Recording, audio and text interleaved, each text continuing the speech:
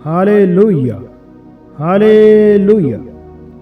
मत्ती रचित सुसमाचार उसका 7 अध्याय उसके 1 से 5 वचन तक जब हम पढ़ते हैं तो ऐसा लिखा है, दोष मत लगाओ कि तुम पर भी दोष न लगाया जाए, क्योंकि जिस प्रकार तुम दोष लगाते हो उसी प्रकार तुम पर भी दोष लगाया जाएगा, और जिस नाप से तुम नापते हो उसी नाप से तुम्हारे लिए भी नापा जाएगा।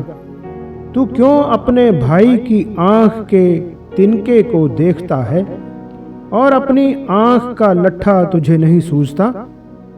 जब तेरी आंख में लट्ठा है तो अपने भाई से कैसे कह सकता है, ला मैं तेरी आंख से तिनका निकाल दूं? हे कपटी, पहले अपनी आंख में से लट्ठा निकाल ले, जब तू अपने भाई की आंख का तिनका भली भांति देखकर निकाल सकेगा। आज के समय में हर व्यक्ति दूसरे में दोष ढूंढता है और अपने आप को नहीं देखता। दूसरे को सही करने में लगा है, अपने को सही करना नहीं चाहता। दूसरे को पापी कहना आसान है, पर कोई अपने आप को पापी कहने को तैयार नहीं है। वचन कहता है, जिस बात में तू दूसरे पर दोष लगाता है वही बात तुझ में पाई जाती है। तू सोचता है ऐसा करने से तू बच जाएगा, लेकिन नहीं। लगभग सभी लोगों के विचार बुरे हैं। अगर हर व्यक्ति दूसरे के विचार जानने लगे तो सब आपस में लड़ लड़कर एक दूसरे को मार दें। हमारे मन में क्या चल रहा है किसी को मालूम नहीं पड़ता। इसका मतलब ये नहीं कि परमेश्वर भी हमारे विचारों को नहीं जानता। वचन कहता है, परमेश्वर हमारे विचारों को दूर ही से परख लेता है। परमेश्वर हमारे अंदर रहता है, इसलिए उसे हमारे विचार 100% मालूम है। इसलिए दूसरों को सही करने से पहले अपने आप को सही करें। हम सबको अपना अपना हिसाब परमेश्वर को देना है। हमें खुद को भी बचाना है और दूसरों को भी बचाना है। अगर दूसरों को बचाते बचाते खुद नरक में चले गए तो क्या फायदा?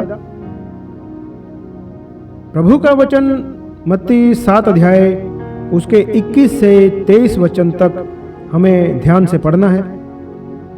इस वचन में प्रभु कहते हैं कि वो सब लोग जो प्रभु प्रभु कहते हैं, भविष्यवाणी करते हैं, दुष्ट आत्माएं निकालते हैं, प्रभु यीशु के नाम में बड़े बड़े आश्चर्य कर्म करते हैं और इन सब आत्मिक कामों के साथ साथ बुरे काम कुकर्म भी करते रहते हैं, वो सब नरक जाने वाले हैं।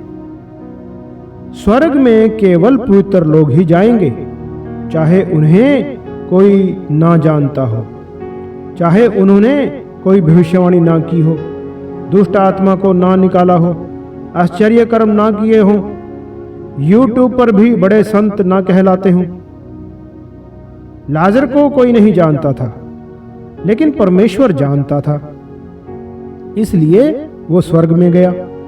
दूसरी तरफ धनवान को सारा नगर जानता था, लेकिन परमेश्वर नहीं जानता था, वो नरक में चला गया। आज हो सकता है हम बहुत मशहूर ना हो, हमें कोई जानता ना हो, ये जरूरी नहीं है। जरूरी ये है कि परमेश्वर हमें जानना चाहिए। बहुत जल्दी हमें ये संसार छोड़ना है, इसलिए अपने आप को सही करें। जब तक हम इस पृथ्वी पर हैं तब तक ही मौका है। परमेश्वर से अपना संबंध ठीक करें, अपनी तुलना दूसरों के साथ ना करें।